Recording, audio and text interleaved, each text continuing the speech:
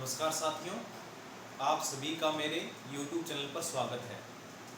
दोस्तों, हमने electrician theory को एकदम प्रारंभ से पढ़ना स्टार्ट किया था और पहले लेसन से हम लेकर इसको चले थे। लेसन नंबर हमारा अब चल रहा है 6 नंबर लेसन का नाम है डीसी जनरेटर। साथियों, इसकी एक क्लास हम पढ़ चुके हैं जिसके अंदर हमने इस लेसन के बेसिक जानकारी प्राप्त कर ली थी। आज हमारी सेकंड क्लास है। पहली क्लास में क्या पढ़ा था, थोड़ा सा रिवाइज करवा देता हूँ आपको। पहली क्लास में हमने ये पढ़ा था कि कोई भी डीसी जनरेटर कैसे वोल्टेज उत्पन्न कर देता है। उसके अंदर हमने सीखा था कि डीसी जनरेटर माइकल फेराडे के विद्युत चुंबकीय प्रेरण के नियम पर आधारित होता है और उस नियम के आधार पर ही वो सप्लाई वोल्टेज पैदा करता है। उसके बाद हमने सीखा था कि डीसी जनरेटर के कुछ मुख्य भाग हैं जो कि डीसी जनरेटर के अंदर लगे होते हैं। डीसी जनरेटर के कुछ पार्ट्स हैं और हर भाग का बहुत इंपॉर्टेंट काम होता है। उसके अंदर हमने 2-3 उसके मुख्य भाग पढ़ लिए थे। जैसे पहला पार्ट हमने पढ़ा था डीसी जनरेटर के अंदर, डीसी जनरेटर का फील्ड पोल। फील्ड पोल हमने पढ़ लिया था। फील्ड पोल का काम होता है चुंबकीय क्षेत्र को स्थापित करना। फील्ड पोल भी 2 प्रकार के हो सकते हैं, वो परमानेंट मैग्नेट भी हो सकता है और विद्युत चुंबक भी हो सकता है, टेम्परेरी मैग्नेट भी हो सकता है। सामान्यतः परमानेंट मैग्नेट का यूज डायनमो एक मशीन होती है जो कि डीसी सप्लाई पैदा करती है। छोटी मशीन है डीसी की, छोटा डीसी जनरेटर है, वहां परमानेंट मैग्नेट का यूज होता है। परंतु अगर वोल्टेज ज़्यादा पैदा करनी है तो उसके लिए फिर हमें विद्युत चुंबक की आवश्यकता पड़ती है। अब ये परमानेंट मैग्नेट और टेम्परेरी मैग्नेट क्या होते हैं, अगर इनके बारे में आपको पूरे विस्तार से जानना है तो मैंने एक चुंबक की पहली क्लास के अंदर इनके बारे में पूरे विस्तार से बताया था कि कैसे हम परमानेंट मैग्नेट को बनाते हैं, कैसे हम टेम्परेरी मैग्नेट को बनाते हैं, किन किन पदार्थों से ये बनते हैं। इसके बारे में पूर्ण जानकारी आपको मेरे चुंबक वाले लेसन के अंदर पहली क्लास के अंदर मिल जाएगी। अब साथियों, फील्ड पोल का काम है चुंबकीय क्षेत्र को स्थापित करना। चुंबकीय क्षेत्र स्थापित हो जाएगा, उसके बाद उसके बीच में होता है रखा हुआ आर्मेचर। आर्मेचर की कैसे संरचना होती है, आर्मेचर कैसे रोटेट कर कर फील्ड पोल के चुंबकीय क्षेत्र को काट कर अपने वाइंडिंग में वोल्टेज पैदा करता है, ये सारा कुछ हम पहली क्लास में पढ़ चुके हैं। और जैसा कि मैंने आपको कहा था कि आर्मेचर जो हमारा टॉपिक है वो भी कंप्लीट नहीं हुआ है, क्योंकि होता क्या है, आर्मेचर पैदा करता है सप्लाई वोल्टेज एसी, और कहां पैदा करेगा, अपनी वाइंडिंग के अंदर। तो नेक्स्ट हमारा जो अब आज का टॉपिक रहेगा कि आर्मेचर में हम 2 वाइंडिंग करते हैं, दोनों में से कोई भी एक वाइंडिंग उस जनरेटर में होती है। या तो हो सकती है वो लैप वाइंडिंग या हो सकती है वेव वाइंडिंग। तो आज हम स्टार्ट करते हैं साथियों क्लास नंबर 2 को आर्मेचर की वाइंडिंग के प्रकार के बारे में। तो हमारा आज का टॉपिक रहेगा, जो हमारा दूसरा टॉपिक था आर्मेचर, उसके हमने 5 पॉइंट पढ़ लिए थे और छठा पॉइंट उसका ये रहेगा कि आर्मेचर के अंदर हम साथियों कोई भी 2 प्रकार की वाइंडिंग है, उनमें से कोई एक वाइंडिंग देखने को मिलती है। कौन कौन सी 2 वाइंडिंग होती है आर्मेचर में जो हम कर सकते हैं, या तो होगी वो लैप वाइंडिंग या होगी फिर वो वेव वाइंडिंग। ध्यान दें साथियों, लैप या वेव वाइंडिंग में से बहुत बार कंपटीशन में क्वेश्चन आ जाता है, इसलिए आज की क्लास को पूरे ध्यान से देखें आप, और कंपटीशन पेपर्स को आप हल करके जब देखेंगे तो आपको पता चलेगा कि लैप और वेव में से हर कंपटीशन एग्जाम के अंदर लगभग क्वेश्चन आने का पूरा चांस रहता है और आया भी हुआ होता है। तो लैप वाइंडिंग क्या होती है, वेव वाइंडिंग क्या होती है, ये सारा कुछ हम अब पढ़ने वाले हैं साथियों। तो ध्यान दीजिएगा, सबसे पहले मैं आपको बता देता हूं आर्मेचर के अंदर हम कर सकते हैं number 1 lap winding. Number 1 lap winding.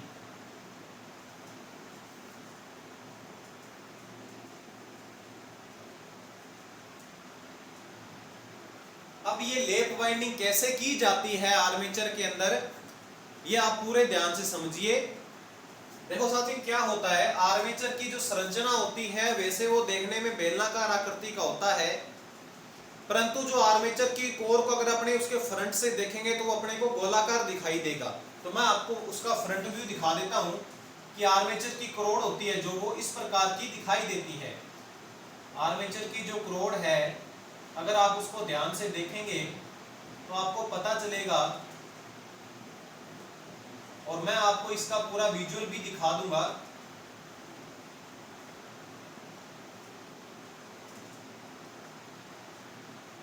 इस प्रकार की आर्मेचर कोर होती है जो कि सामने से देखने पर बिल्कुल गोलाकार शेप के अंदर, वर्ताकार शेप के अंदर हमें दिखाई देती है।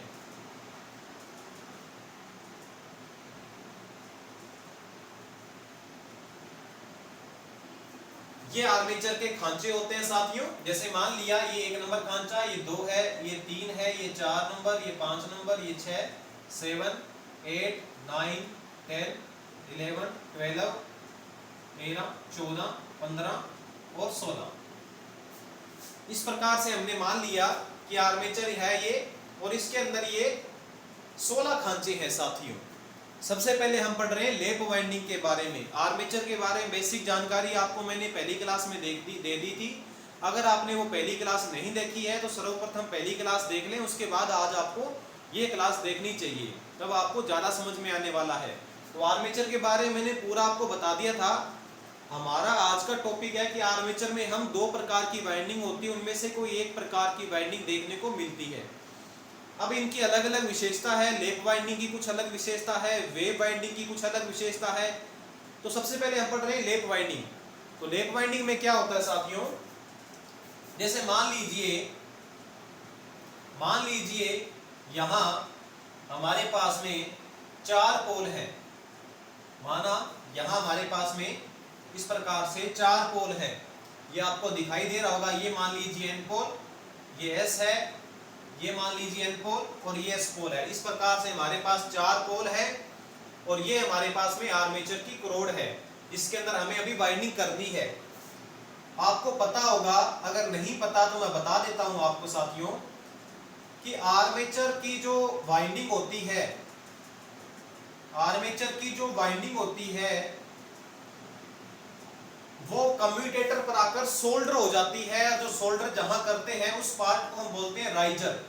तो मान लीजिए यहां ये राइजर है, यहां ये राइजर है, जहां जाकर कम्यूटेटर के आर्मेचर से वाइंडिंग के सिरे निकलेंगे जो कि कम्यूटेटर पर आकर सोल्डर हो जाएंगे। अब ये कम्यूटेटर पर सोल्डर क्यों होते हैं, थोड़ा सा बेसिक बता देता हूं, बाकी आपको मैं पूरा डीप भी बताऊंगा कि होता क्या है। जैसे अपने प्रथम क्लास में पढ़ लिया था कि आर्मेचर जो वोल्टेज पैदा करता है वो प्रत्यावर्ती प्रकार की पैदा करता है, एसी पैदा करता है, डीसी पैदा नहीं करता। जबकि हमने नाम लिखा है लेसन का डीसी जनरेटर, तो हमें चाहिए आउटपुट में सप्लाई डीसी। इसलिए डीसी पैदा करने के लिए, एसी को डीसी बनाने के लिए बीच में एक युक्ति होती है जिसे बोला जाता है कम्यूटेटर। क्या बोला जाता है साथियों इसको? कम्यूटेटर। इसे बोलते हैं हम कम्यूटेटर, इसे हम बोलते हैं कम्यूटेटर। तो कम्यूटेटर एक ऐसी युक्ति है जो डीसी जनरेटर में जिसका यूज होता है, जो कि एसी को डीसी बना देती है। अब कैसे बनाती है उसको सीखने के लिए हमें सबसे पहले फ्लेमिंग का राइट हैंड रूल समझना पड़ेगा, वो थोड़ा सा अभी नेक्स्ट आएगा। लेकिन अभी के लिए आप इतना समझिए कि आर्मेचर की जो वाइंडिंग हम आर्मेचर में अब जो करने वाले हैं, क्यों कर रहे हैं हम आर्मेचर में वाइंडिंग? क्योंकि हमें जो फील्ड पोल है, ये हमारे जो फील्ड पोल है जो कि चुंबक बना रहे थे, उन चुंबक को काटेगा आर्मेचर। तो आर्मेचर में काटने के लिए आर्मेचर के अंदर वाइंडिंग हमें करनी पड़ेगी। लेकिन हमें सबसे बड़ी दिक्कत का सामना ये करना पड़ता है साथियों कि आर्मेचर जो वोल्टेज जो पैदा करके देता है, जो अपनी वाइंडिंग में जो वोल्टेज पैदा करके देता है, वो वोल्टेज होती है प्रत्यावर्ती प्रकार की, एसी प्रकार की, जबकि हमें चाहिए आउटपुट में डीसी सप्लाई। तो इसके लिए हमें फिर एक युक्ति उपयोग करनी पड़ती है कम्यूटेटर, जो कि एसी को डीसी बना देती है। आपको मैं पूरा डीप से डीप बताऊंगा कि कम्यूटेटर कैसे एसी को डीसी में चेंज कर देता है। ये सारा कुछ हम क्लास नंबर 3 में पढ़ेंगे। लेकिन लैप वाइंडिंग सीखने का तरीका आप देखिए साथियों, ये हमारा कम्यूटेटर है। अब लैप वाइंडिंग में ऐसा होता है, और जो हमारी वेव वाइंडिंग होगी उसमें भी ऐसा होगा। लैप वाइंडिंग हो चाहे वेव वाइंडिंग हो, दोनों के अंदर ऐसा होता है कि मान लीजिए यहां स्टेटर के अंदर, यानी कि ये जो आर्मेचर है, ये आर्मेचर जो कोर है, अब इसके ऊपर अपने वाइंडिंग करने वाले, इसके अंदर अगर 16 खांचे हैं तो आर्मेचर में भी इस प्रकार से 16 पत्तियां होंगी। आर्मेचर में भी 16 पत्तियां होंगी, 16 सेगमेंट्स होंगे। ये कम्यूटेटर की सेगमेंट के बनावट कैसे होती है, ये हमारा नेक्स्ट टॉपिक रहेगा। लेकिन जो कम्यूटेटर होता है, इसके अंदर भी इस प्रकार से जितनी वाइंडिंग है उतने इसके अंदर सेगमेंट्स होते हैं, पत्तियां होती हैं, बहुत ही पतली पतली। ये अभी अपने पढ़ते हैं। तो अभी मैं आपको पूरा डीप समझाने के लिए इसमें इस प्रकार से 16 पत्तियां बना देता हूं, ताकि आपको ज्यादा समझ में आ जाए ये। तो ये सेगमेंट नंबर हमारा 1 2 3 4, ये 5 6 7 8 9 10 11 12 13 14 15 और मान लीजिए ये अंतिम सेगमेंट है 16। इस प्रकार से आर्मेचर की करोड़ के अंदर 16 खांचे हैं और हमारे कम्यूटेटर के अंदर सेगमेंट्स जो पत्तियां हैं वो भी 16 है। अब कैसे हम लैप वाइंडिंग करेंगे, ध्यान दीजिएगा साथियों। सबसे पहले हमें लैप वाइंडिंग करने के लिए कॉइल पिच की आवश्यकता पड़ती है। सबसे पहले हमें जरूरत पड़ेगी कॉइल पिच की। कॉइल पिच होता है नंबर ऑफ स्लॉट्स बटे नंबर ऑफ पोल्स, यानी कि आर्मेचर में कितने खांचे हैं और नंबर ऑफ पोल्स कितने हैं हमारे। नंबर ऑफ स्लॉट्स हमारे खांचे हैं 16 और पोल की संख्या आप देख पा रहे हो 4 पोल है। तो कॉइल पिच आ गई 4। अब इस कॉइल पिच का यूज क्या है, अभी अपने देखने को सीखने को मिलेगा। देखो साथियों कैसे करते हैं लैप वाइंडिंग, पूरे ध्यान से देखिएगा। आपने ऐसा कहीं नहीं सीखा होगा, पूरे डीप से डीप बता रहा हूं लैप वाइंडिंग कैसे की जाती है। ध्यान दीजिए, सबसे पहले क्या काम करते हैं, जैसे मैंने आपको अभी बताया, फिर से रिपीट कर रहा हूं कि राइजर एक यहाँ पे एक गोलाकार एक पत्ती और होती है जहां पर आर्मेचर की वाइंडिंग, और कम्यूटेटर पर ये वाइंडिंग जहां पर सोल्डर होती है वो एक पतली पत्ती एक और होती है जिसे अपने राइजर बोला जाता है। तो राइजर पर सबसे पहले एक नंबर जो हमारी जो सेगमेंट है कम्यूटेटर का, यहां से एक वाइंडिंग निकलेगी जो कि एक नंबर खांचे में जाएगी। क्योंकि हमारा कॉइल पिच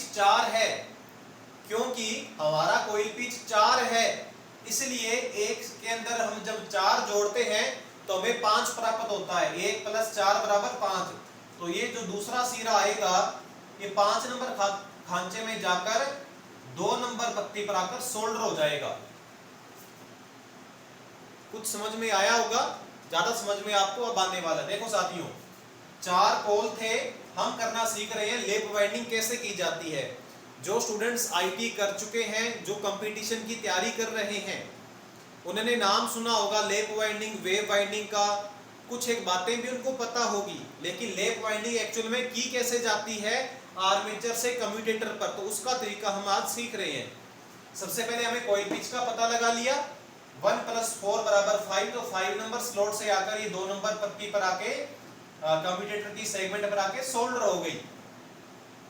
इसके बाद दूसरी वाइंडिंग आएगी। अब जहां पहली वाइंडिंग का एंड होता है, समापन होता है, वहां से दूसरी वाइंडिंग प्रारंभ होती है। तो दूसरी वाइंडिंग यहां से चलेगी और 2 और +4, क्योंकि कॉइल पिच 4 है, यानी कॉइल का जो बीच का गैप रहने वाला है वो 4 रहने वाला है। तो 2 और 4 हमें प्राप्त होता है 6। तो 6 नंबर स्लॉट से आके ये 3 नंबर पत्ती पर सोल्डर हो जाएगी। देखो साथियों, पहली जो कॉइल थी वो 1 नंबर से चली है, 1 नंबर सेगमेंट से होते हुए, 1 नंबर खांचे से होते हुए, 4 पिच दूरी तय करते हुए, 5 नंबर स्लॉट से वापस आते हुए 2 नंबर सेगमेंट पर सोल्डर हो गई दोबारा। फिर यहां से दूसरी वाइंडिंग स्टार्ट हुई है जो 2 नंबर स्लॉट से चलकर 6 नंबर स्लॉट से होते हुए 3 नंबर सेगमेंट पर आकर सोल्डर हो गई है।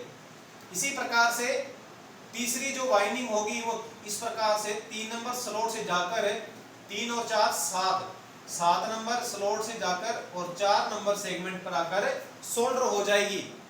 तो इस प्रकार इनका ये सिस्टम चलता रहेगा, ये जो सिस्टम है ये चलता रहेगा। और अगर आप इनको पूरा ढंग से अगर वाइंडिंग को आप बनाओगे तो आपको पता चलेगा कि 16 खांचे हैं, 16 कम्यूटेटर की सेगमेंट्स हैं, तो 16 ही वाइंडिंग आपको देखने को मिलेगी। इसी प्रकार से आप करते जाइएगा। अब 4 नंबर से वाइंडिंग हम निकालेंगे जो कि 4 नंबर स्लॉट से जाएगी और 4 में 4 जोड़ेंगे तो हमें 8 देखने को मिलता है, तो वो आगे जाकर 5 नंबर पर सोल्डर हो जाएगा। तो ये है हमारा लेप वाइंडिंग। अब इसका नाम लेप इसलिए पड़ा क्योंकि प्रत्येक एक वाइंडिंग दूसरी वाइंडिंग को ओवरलैप कर रही है। यानी ये वाइंडिंग है, इससे बढ़कर ये वाइंडिंग आ गई, इससे बढ़कर ये वाइंडिंग आ गई, इससे आगे चौथी वाइंडिंग, उससे आगे पांचवी वाइंडिंग। तो प्रत्येक वाइंडिंग दूसरी वाइंडिंग को पीछे छोड़कर ओवरलैप कर रही है, इसलिए इसका नाम पड़ा है लेप वाइंडिंग। ठीक है साथियों, बहुत इंपॉर्टेंट है कैसे की जाती है लेप वाइंडिंग, मैंने आपको समझा दिया है। आप इस प्रकार से इसको कंटिन्यू कीजिएगा तो पता चलेगा कि 16 वाइंडिंग है, 16 कम्यूटेटर की सेगमेंट्स है और 16 ही हमारे स्लॉट्स हैं। अब इसमें एक विशेष बात है जो बहुत इंपॉर्टेंट है, जो आपको हमेशा याद रखनी है और बहुत बार कंपटीशन में आई हुई है। इसमें ऐसा होता है साथियों कि जितने इसके अंदर पोल होते हैं, लेप वाइंडिंग में ऐसा होगा कि जितने पोल होंगे उतने कार्बन ब्रश लगते हैं। क्योंकि होता क्या है कि हम कम्यूटेटर से डायरेक्ट सप्लाई डीसी नहीं ले सकते। आर्मेचर ने एसी बनाई, ये जो वाइंडिंग है इन्होंने एसी बनाई, इसके बाद जो कम्यूटेटर था उसने डीसी बना दी। अब कैसे भी बनाई वो हम 3rd क्लास में सीख लेंगे, लेकिन अभी के लिए समझो कि उसने डीसी बना दी।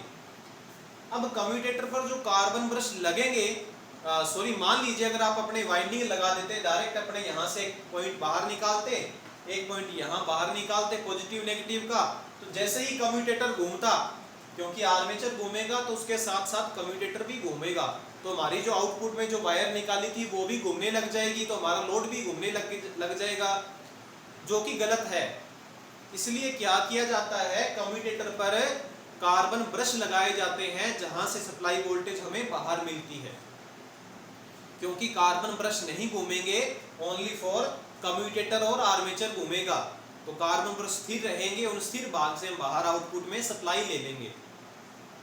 तो होता क्या है साथियों, जितने इसके अंदर पोल्स होते हैं लेप वाइंडिंग के अंदर, उतने के उतने कार्बन ब्रश लगाने पड़ते हैं। तो 4 पोल हैं तो हमें 4 कार्बन ब्रश लगाने पड़ेंगे। 2 कार्बन ब्रश पॉजिटिव सप्लाई देंगे, 2 कार्बन ब्रश नेगेटिव सप्लाई देंगे। क्योंकि डीसी में पॉजिटिव नेगेटिव होता है आउटपुट में, तो 2 कार्बन ब्रश हमें पॉजिटिव देंगे, 2 कार्बन ब्रश हमें नेगेटिव देंगे।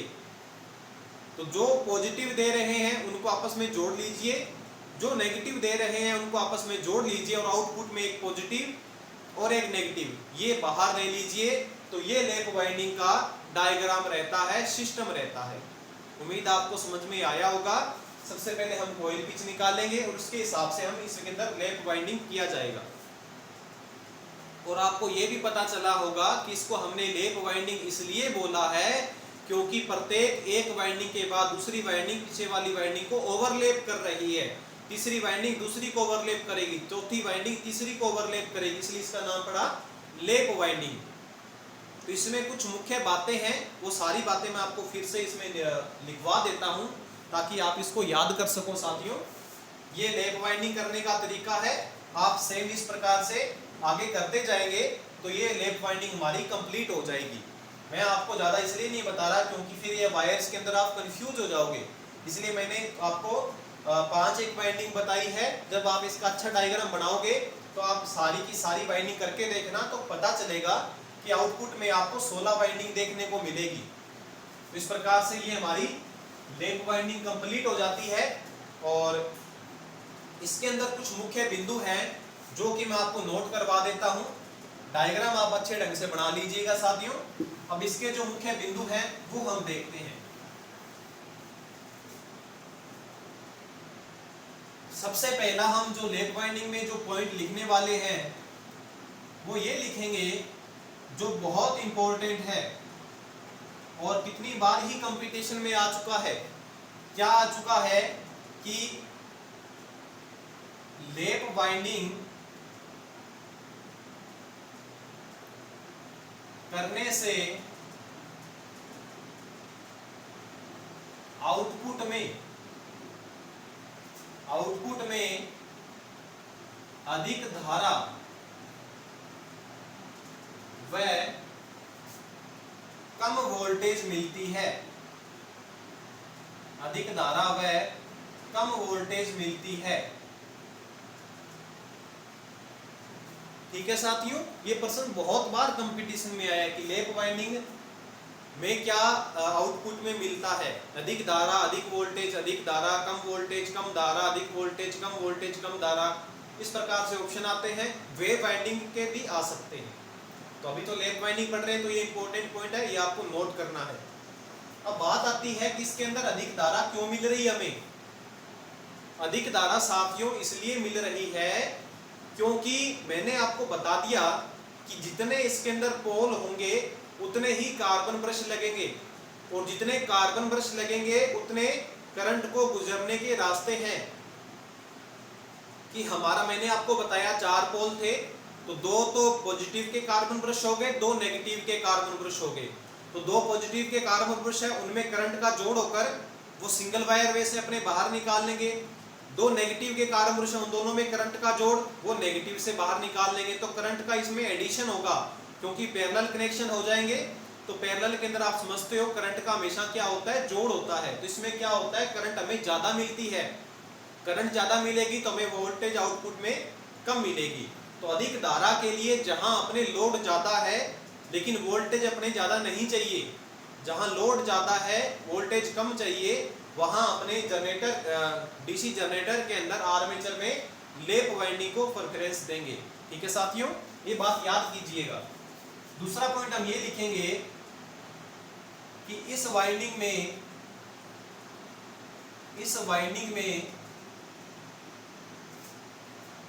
कार्बन ब्रश की संख्या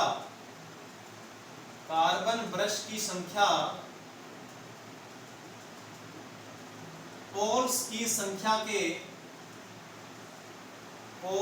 संख्या के बराबर होती है। पोल्स की संख्या के बराबर होती है, यानी जितने पोल होंगे उतने ही कार्बन ब्रश लगाए जाएंगे। वो अलग बात है कि मान लीजिए 8 पोल हैं तो 8 कार्बन ब्रश हो गए, 4 पॉजिटिव के और 4 नेगेटिव के। चारों पॉजिटिव को आपस में जोड़ लीजिए तो करंट के देखो कितने पैरेलल सर्किट हो गए, 8 सर्किट हो गए, 4 पॉजिटिव के और 4 नेगेटिव के। तो कितनी करंट हमें आउटपुट में ज्यादा मिलेगी, जितने ज्यादा पोल होंगे उतने ज्यादा ही लैप वाइंडिंग के अंदर हमें करंट के रास्ते मिलेंगे और उतनी ज्यादा ही करंट मिलेगी आउटपुट में। ठीक है साथियों, इसके बाद कि इस वाइंडिंग में जो मैं बात बार बार बोल रहा हूं वो लिख भी देता हूं। इस वाइंडिंग में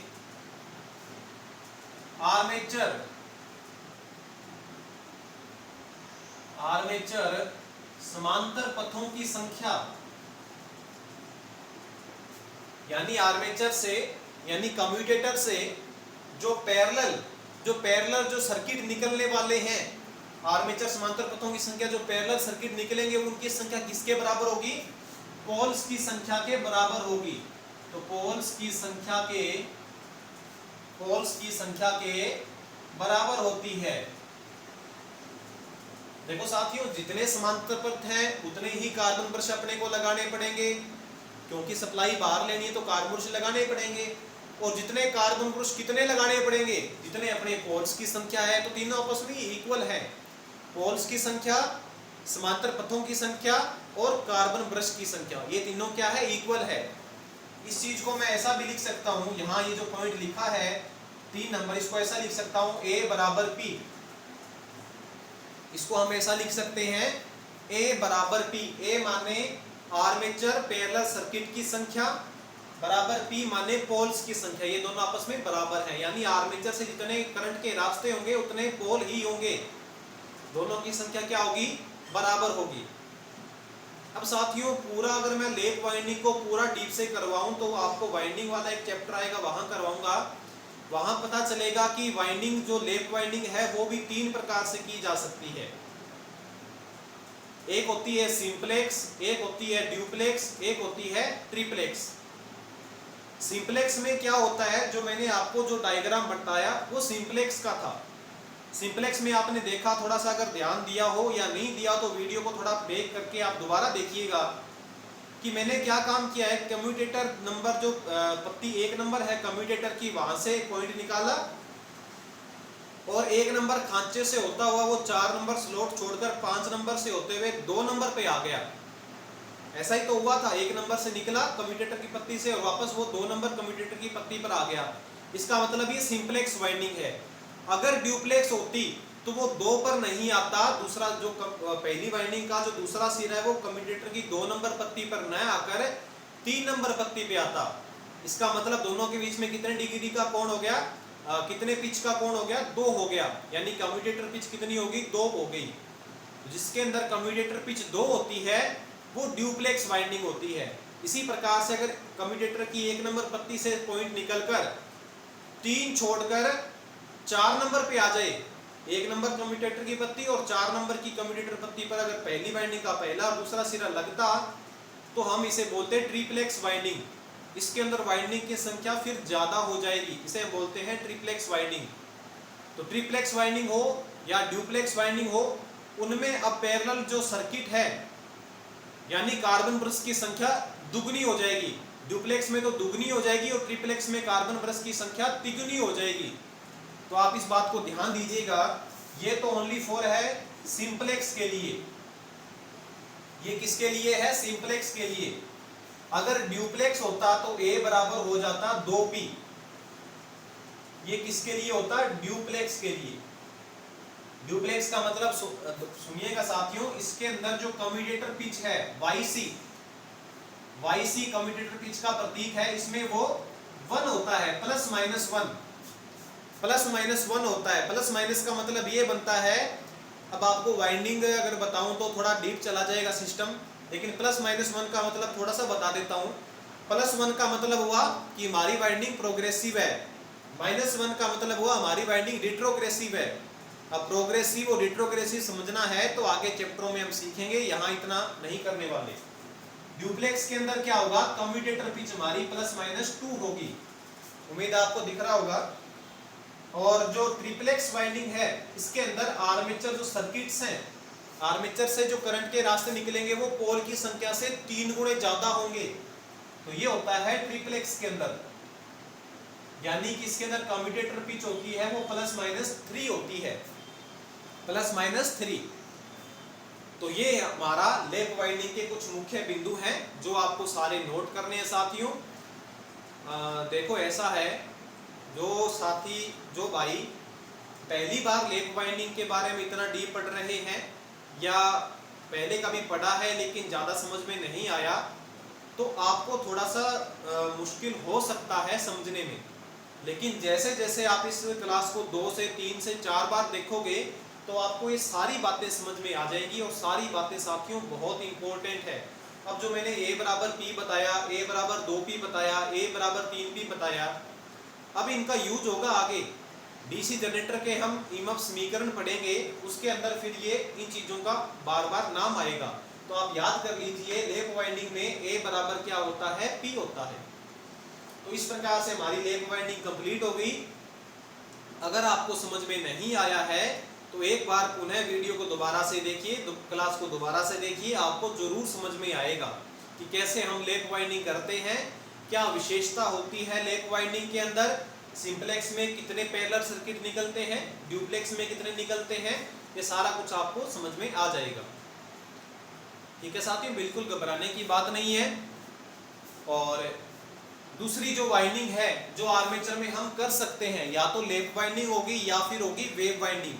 और सामान्यतः डीसी जनरेटर में वेव वाइंडिंग ही की जाती है, क्योंकि बाकी डिपेंड करेगा कि हमें आउटपुट में क्या रिजल्ट चाहिए। अगर करंट ज़्यादा चाहिए तब तो फिर लैप वाइंडिंग करना ही उपयुक्त है। अगर हमें वोल्टेज ज़्यादा चाहिए तो फिर वेव वाइंडिंग करनी पड़ेगी। इसलिए हमारी जो नेक्स्ट वाइंडिंग का जो प्रकार है वो रहेगा वेव वाइंडिंग। नेक्स्ट जो वाइंडिंग है आर्मेचर के अंदर वो होती है वेव वाइंडिंग। Wave winding. साथियों अगर आपको फिर भी नहीं समझ में आया या कुछ बात दोबारा सीखना चाहते हो, क्योंकि मेरा प्रयास ये है कि आपको समझ में आना चाहिए। कुछ अगर पॉइंट आपको समझ में नहीं आया, क्योंकि आप मेरे से क्वेश्चन तो लाइव पूछ नहीं सकते, इसलिए आप मेरे को इस नंबर पर व्हाट्सएप के अंदर कॉल नहीं करना। व्हाट्सएप के ऊपर अगर आपको इस क्लास में कोई डाउट रहता है या पीछे वाली क्लासों में भी कोई डाउट है, कोई बात पूछनी है, तो आप इस नंबर पर मेरे को व्हाट्सएप पर क्वेश्चन पूछ सकते हो। कोई आपके जो डाउट है इलेक्ट्रिकल से वो आप पूछ सकते हो, लेकिन कॉल नहीं करना है, क्योंकि कॉल बहुत आते हैं मेरे पास में स्टूडेंट्स के, फिर मैं उठा नहीं पाता हूँ। ठीक है साथियों, तो वेव वाइंडिंग पढ़ते हैं हम अब। तो वेव वाइंडिंग भी उसी मशीन में होगी जिसमें लैप वाइंडिंग करते हैं। वो मैंने आपको बता दिया कि वो हमारी ज़रूरत है। अगर हमें आउटपुट में करंट ज़्यादा चाहिए तो लैप वाइंडिंग करना चाहिए। अगर हमें आउटपुट में लोड तो ज़्यादा नहीं है लेकिन वोल्टेज कम हो रही है बार बार, तो हमें वोल्टेज ज़्यादा चाहिए, तो उसके लिए हमें फिर कौन सी वाइंडिंग करनी पड़ेगी आर्मेचर में? Wave winding. सबसे पहले वेव वाइंडिंग करने का लाभ समझिएगा। ठीक है साथियों, लैप वाइंडिंग का एक डायग्राम और भी होता है। लैप वाइंडिंग का अगर आपको समझना हो तो लैप वाइंडिंग का एक डायग्राम और भी होता है, और उससे शायद आपको इससे ज्यादा समझ में आ जाए लैप वाइंडिंग का। देखो ऐसा है साथियों, ये एक नंबर पत्ती कम्यूटेटर की, ये 2 3 4 5 6 7 इस प्रकार से कुछ है। यहां से पहली वाइंडिंग का पहला सिरा निकला और वो कुछ आर्मेचर के स्लॉट से होता हुआ 2 नंबर पत्ती पे आ गया। इस प्रकार से यहां 2 नंबर पत्ती से एक सिरा निकलेगा जो कि 3 नंबर पे आ गया दूसरी वाइंडिंग का। तीसरी वाइंडिंग का सिरा कुछ स्लॉट पार करता हुआ 4 नंबर पे आ गया। तो ये हमारी लैप वाइंडिंग है। ये बिल्कुल आसान उसका डायग्राम है। अगर वो सिंपलेक्स है तब तो 2 नंबर पत्ती पे इसका पहली वाइंडिंग का सिरा आ जाएगा, जैसे मैंने आपको बताया पहले। अगर वो ड्यूप्लेक्स करना है, हमें वाइंडिंग को ड्यूप्लेक्स करना है, यानी करंट और ज्यादा चाहिए। मान लीजिए करंट आपको लैप वाइंडिंग के अंदर मिल रही है, ज्यादा मिल रही है, लेकिन और भी ज्यादा चाहिए, तो फिर आप ड्यूप्लेक्स वाइंडिंग कीजिए। करंट अगर आपको और भी ज्यादा चाहिए तो आप फिर ट्रिप्लेक्स वाइंडिंग कीजिए। तो अगर ड्यूप्लेक्स करना है तो ये वाइंडिंग फिर यहाँ आएगी। इसी प्रकार से कम्यूटेटर भी जिसमें 5 रहता है तो ये हमारी ड्यूप्लेक्स वाइंडिंग है। ट्रिप्लेक्स करना है तो कम्यूटेटर भी जिसमें 3 रहेगा। तो ये लैप वाइंडिंग का एक सामान्य सा डायग्राम है जिसे आप बना सकते हो सिंपलेक्स, ड्यूप्लेक्स और ट्रिप्लेक्स के लिए। ठीक है साथियों, नेक्स्ट हम पढ़ते हैं वेव वाइंडिंग। अब लैप के अंदर और वेव के अंदर थोड़ा डिफरेंस मिलेगा आपको। मान लीजिए ये डीसी जनरेटर के 4 पोल हैं जिनका कार्य क्या होता है? पोल यानी चुंबकीय फ्लक्स को जनरेट करना। क्योंकि माइकल फैराडे ने क्या बताया था कि अगर कोई चुंबकीय फ्लक्स है, कोई चुंबकीय क्षेत्र है, उसके बीच में कोई चालक को घुमाया जाता है तो उसके अंदर क्या पैदा हो जाती है? वोल्टेज। बहुत सामान्य सा, बहुत सिंपल सा सिद्धांत है। इसके बीच में कौन सा चालक घूमेगा? आर्मेचर घूमने वाला है, तो इसके बीच में अपने अब आर्मेचर को फिट कर देते हैं।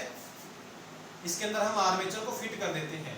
तो अगर इसके अंदर आर्मेचर बनाए अपने, तो वो सेम आर्मेचर है जो कि लैप वाइंडिंग में था, वो सेम ही है, कुछ अलग नहीं है, लेकिन वाइंडिंग इसमें मान लीजिए आपने अलग कर दी है।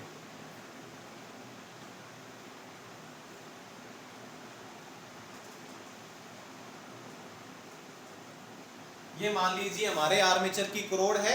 आर्मेचर की करोड़ किस धातु की बनती है? ये बहुत बार आता है, बताया था मैंने फर्स्ट क्लास में किस धातु की बनती है। वो आपसे मैं लास्ट के अंदर क्वेश्चन भी पूछने वाला हूं।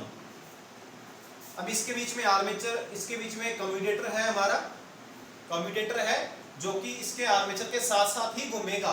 कम्यूटेटर में कुछ सेगमेंट्स होती हैं, कुछ पत्तियां होती हैं, उन पत्तियों की संख्या आर्मेचर खांचों की संख्या के बराबर होती है।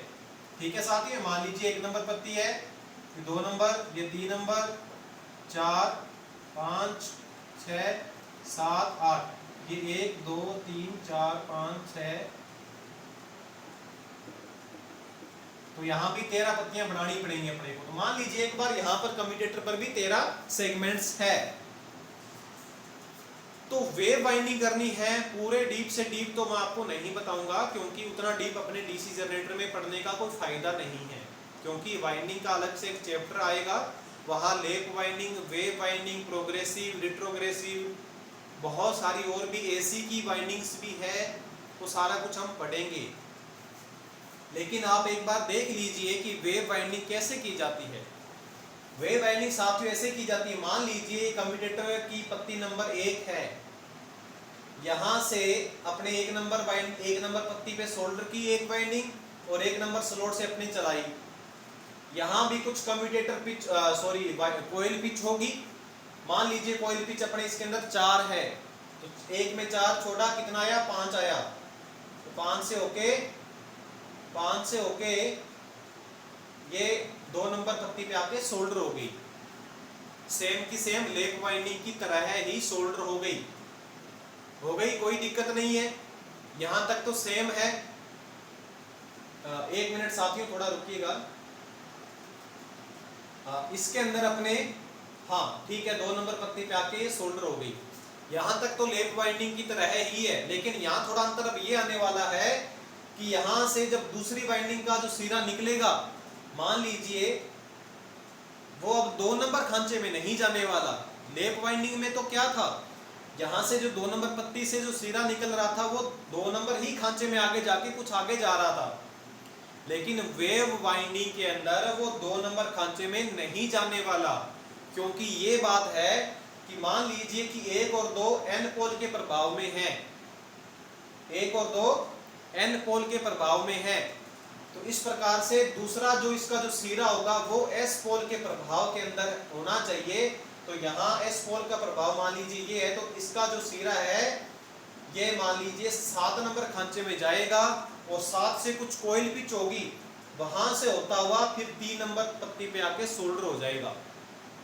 ठीक है साथियों, देखने में थोड़ा आपको मुश्किल लग रहा है वेव वाइंडिंग करना, लेकिन लैप वाइंडिंग से वेव वाइंडिंग करना आसान है, आसान भी है। और वेव वाइंडिंग की मशीन की दक्षता भी लैप वाइंडिंग की मशीन की दक्षता से ज्यादा होती है। दोबारा सुनिए कि कैसे करनी है वेव वाइंडिंग। वेव वाइंडिंग करने का सबसे जो ध्यान में रखने वाली बात है कि अगर एक वाइंडिंग कोई एन पोल के प्रभाव में पड़ी है तो दूसरी वाइंडिंग एस पोल के प्रभाव में आनी चाहिए, तीसरी वाइंडिंग फिर एन पोल के प्रभाव में आएगी तो चौथी वाइंडिंग एस पोल के प्रभाव में आनी चाहिए। जबकि वहां लैप वाइंडिंग में पोल के प्रभाव का कोई मतलब नहीं था। ठीक है साथियों, तो ये है वेव वाइंडिंग, इसलिए इसका नाम वेव पड़ा, तरंग पड़ा, क्योंकि ये पोल के प्रभाव के अनुसार वाइंडिंग करनी होती है हमें। कि अगर एक नंबर वाइंडिंग एन पोल के प्रभाव में है तो जो दूसरी वाइंडिंग होगी वो एस पोल के प्रभाव में हो, तीसरी वाइंडिंग एन पोल के प्रभाव में हो, वो एन ये भी हो सकता है, चौथी वाइंडिंग एस पोल के प्रभाव में हो, पांचवी वाइंडिंग फिर एन पोल के प्रभाव में हो।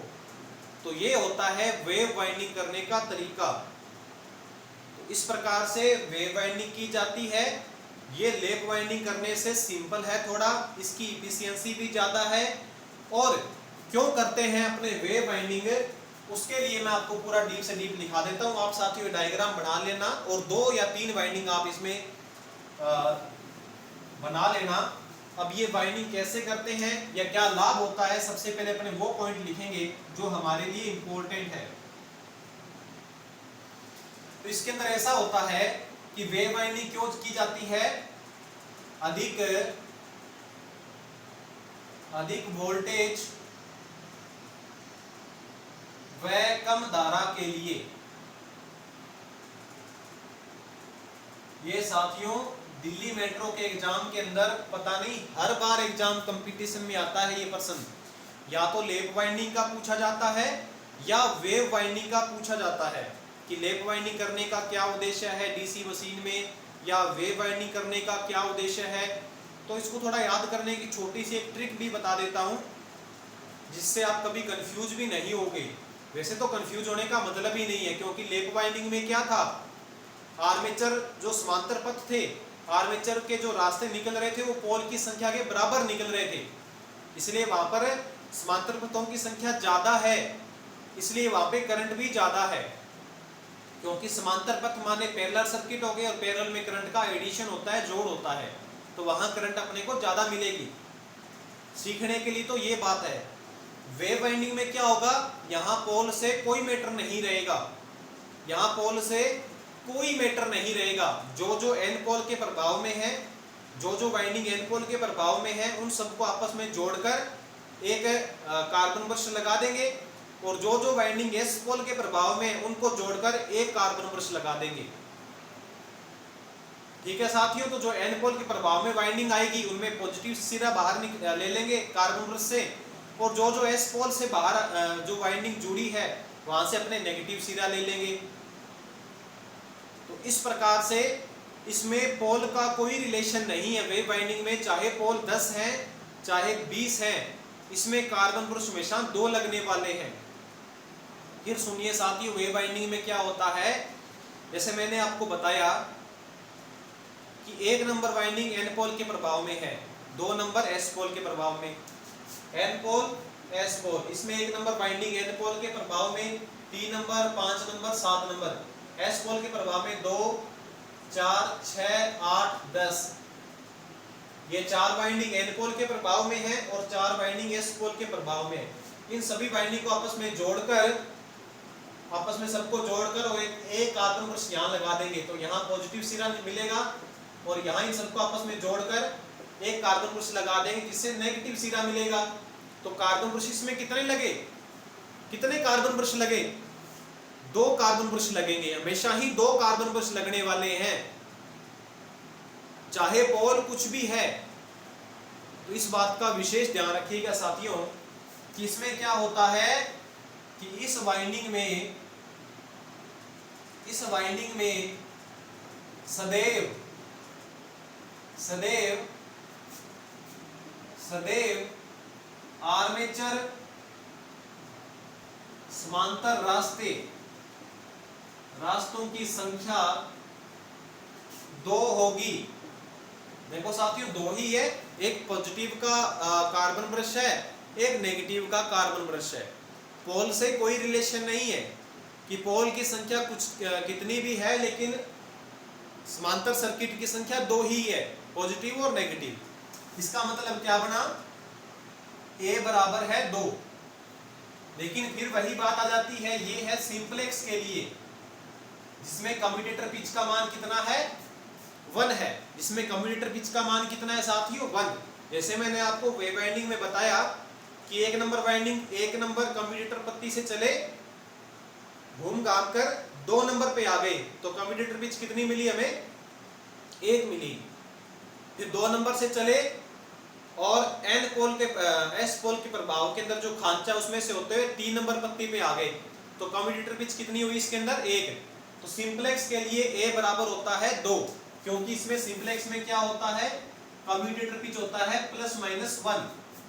फिर वही बात प्लस प्रोग्रेसिव के लिए है, माइनस रिट्रोग्रेसिव के लिए। प्रोग्रेसिव का मतलब कि वाइंडिंग हमारी क्लॉकवाइज चल रही है, मान लो ऐसे एक बार, और रिट्रोग्रेसिव का मतलब वाइंडिंग हमारी एंटी क्लॉकवाइज चल रही है।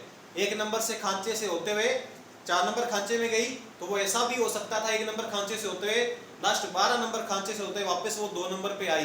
तो अगर एंटी क्लॉकवाइज चलती तो रिट्रोग्रेसिव यानी -1, और प्रोग्रेसिव है तो +1। इसी प्रकार से A बराबर 4 होगा, A बराबर 4 होगा ड्यूप्लेक्स में, यानी यहां ड्यूप्लेक्स के अंदर कार्बन ब्रश की संख्या 4 होगी, क्योंकि इसके अंदर कम्यूटेटर पिच का मान 2 होता है।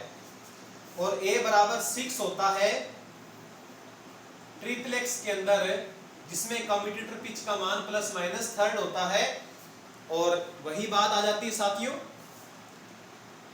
कि वेव वाइंडिंग मैंने आपको बताया वोल्टेज ज्यादा दे रही है लेकिन करंट कम दे रही है, लेकिन मान लीजिए अपने वोल्टेज ज्यादा चाहिए और करंट भी ज्यादा चाहिए, ऐसा कुछ सिस्टम हो जाए मशीन के अंदर कि वाइंडिंग तो वेव ही है लेकिन वोल्टेज ज्यादा चाहिए वहां पे और करंट भी ज्यादा चाहिए। तो वोल्टेज ज्यादा चाहिए तो वेव करनी पड़ेगी, करंट ज्यादा चाहिए तो फिर क्या करें, क्या उसके अंदर वेव हटाकर लेप कर दे, तो ऐसा नहीं किया जाता। वोल्टेज ज्यादा चाहिए और करंट भी ज्यादा चाहिए, तो जहां आपको ऐसा काम करना होता है वहां फिर ड्यूप्लेक्स या ट्रिप्लेक्स वाइंडिंग की जाती है। ड्यूप्लेक्स या ट्रिप्लेक्स कर देने से करंट का मान भी हमें आउटपुट में ज्यादा मिलता है, क्योंकि पैरेलल सर्किट की संख्या बढ़ गई है। A बराबर इधर 4 हो गया है, इधर ए बराबर 6 हो गया है, ट्रिप्लेक्स के अंदर तो करंट का मान और भी ज्यादा मिलेगा। तो इस प्रकार से साथियों ये लैप वाइंडिंग और वेव वाइंडिंग है। अब तक शायद आपने इतना डीप लैप और वेव के अंदर नहीं पढ़ा होगा, और आज आपने पढ़ा है तो ये सारी बातें नोट कर लीजिए, सीख लीजिए। और बहुत इंपॉर्टेंट बातें हैं, लैप और वेव के अंदर एक क्वेश्चन जरूर आने का पूरा चांस रहता है हर कंपटीशन एग्जाम के अंदर। और साथियों आप अपनी तैयारी को बिल्कुल भी कम मत करिए। आप ये मत समझिए कि अभी कोई टेक्निकल हेल्पर की भर्ती की सूचना नहीं आ रही है तो फिर हमें तैयारी छोड़ देनी है। अभी जो बच्चा, जो विद्यार्थी, जो कैंडिडेट अभी तैयारी करता रहेगा कंटिन्यू, उसको ही बेनिफिट मिलने वाला है, उसको ही सिलेक्शन होने वाला है। क्योंकि क्या होगा, अब अगर आप तैयारी छोड़ दोगे तो कुछ दिनों के अंदर विज्ञप्ति आएगी, कुछ दिनों के अंदर उसका एग्जाम हो जाएगा, तो फिर आपको तैयारी करने का चांस नहीं मिलने वाला। तो आप तैयारी अपनी कंटिन्यू रखिए और मैं आपको धीरे धीरे सारे लेसन कंप्लीट करवाता जाऊंगा। करवाने को तो मैं 10-12 दिन में सारे लेसन कंप्लीट करवा सकता हूं, लेकिन डीप करवाना है मेरे को आपको, ताकि आपको कोई कंफ्यूजन ना रहे। और फिर भी अगर कोई कंफ्यूजन है, आपके जितने लेसन अपने कर चुके हैं उनमें कोई भी डाउट, कोई भी कंफ्यूजन है, तो मेरे नंबर आपको दिख रहे हैं, इन पे आप व्हाट्सएप पर कोई भी कंफ्यूजन है, कोई भी डाउट है तो आप पूछ सकते हो और अपना डाउट क्लियर कर सकते हो। तो ठीक है साथियों, आज हमारी सेकंड क्लास थी, ज़्यादा बड़ी नहीं करने वाले, फिर आपको सिस्टम थोड़ा सा क्या है गोलमोल हो जाएगा, ज़्यादा समझ में नहीं आएगा। तो आज हमने कम्यूटेटर के 2 भाग कंप्लीट कर लिए। पहला भाग फील्ड पोल था, दूसरा भाग आर्मेचर था। तो अब जिस प्रकार मैंने एक नई प्रथा चालू की है क्वेश्चन पूछने की, तो मैं इस क्लास के अंदर भी आपसे 10 क्वेश्चन पूछता हूं और 10 क्वेश्चन पूछूंगा जो हमारी पहली क्लास में जो मैंने करवाए थे। तो पहला क्वेश्चन मेरा ये रहेगा कि डीसी मशीन किस ऊर्जा को किस ऊर्जा में रूपांतरण कर देती है। दूसरा क्वेश्चन मेरा ये रहेगा आपसे कि डीसी जनरेटर किस सिद्धांत पर कार्य करता है। तीसरा क्वेश्चन मेरा ये रहेगा फील्ड पोल किस धातु के बनाए जाते हैं। चौथा क्वेश्चन मेरा ये रहेगा कि एक छोटी डीसी जनरेटर के अंदर कम से कम कितने पोल हो सकते हैं। चौथा क्वेश्चन मेरा ये रहेगा आपके लिए कि फील्ड पोल किस धातु के बनाए जाते हैं। पांचवा क्वेश्चन ये रहेगा बड़ी डीसी जनरेटर मशीनों के अंदर फील्ड पोल किस धातु के बॉडी किस धातु की बनाई जाती है। छठा क्वेश्चन होगा शायद, छठा क्वेश्चन ये रहेगा कि परमानेंट मैग्नेट बनाने के लिए किन धातुओं का यूज किया जाता है। सातवां क्वेश्चन ये रहेगा कि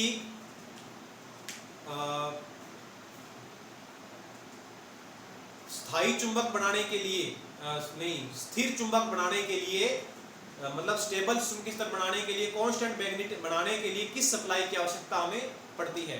आठवां क्वेश्चन आपके लिए ये रहेगा आर्मेचर किस धातु का बनाया जाता है। नौवां क्वेश्चन ये रहेगा आर्मेचर की जो पत्तियां हैं सेगमेंट्स, उनका साइज क्या होता है। और 10वां और अंतिम क्वेश्चन आज का हमारा ये रहेगा कि जो मैंने कल करवा दिया था, क्या करवा दिया था, जो भी करवा दिया था उसके अंदर ये क्वेश्चन है कि आर्मेचर जो वोल्टेज जो पैदा करता है वो कौन से प्रकार की वेव बनाता है। एसी तो बनाता है, कौन से प्रकार की एसी वेव बनाता है। ये 10 क्वेश्चन है, इन 10 क्वेश्चन का जवाब आपको कमेंट बॉक्स में देना है साथियों, और जिसका सही जवाब होगा उसको मैं बिल्कुल राइट कर दूंगा। अगर किसी ने कोई गलत जवाब दिया है तो उसको हम सही कर लेंगे। ठीक है साथियों, तो आज की क्लास में इतना ही पढ़ेंगे। डीसी जनरेटर के और भी भाग हैं और ये सारा लेसन मैं आपको पूरा डीप से डीप करवाऊंगा। पता नहीं 12 या 13 जितनी भी क्लास होगी, लेकिन 12-13 क्लास अगर आप देख लोगे तो डीसी जनरेटर में आपको एक भी कंफ्यूजन नहीं रहने वाली है। तो सेकंड क्लास हमारी यहाँ खत्म होती है, थर्ड क्लास हम कल करेंगे। ठीक है साथियों, धन्यवाद।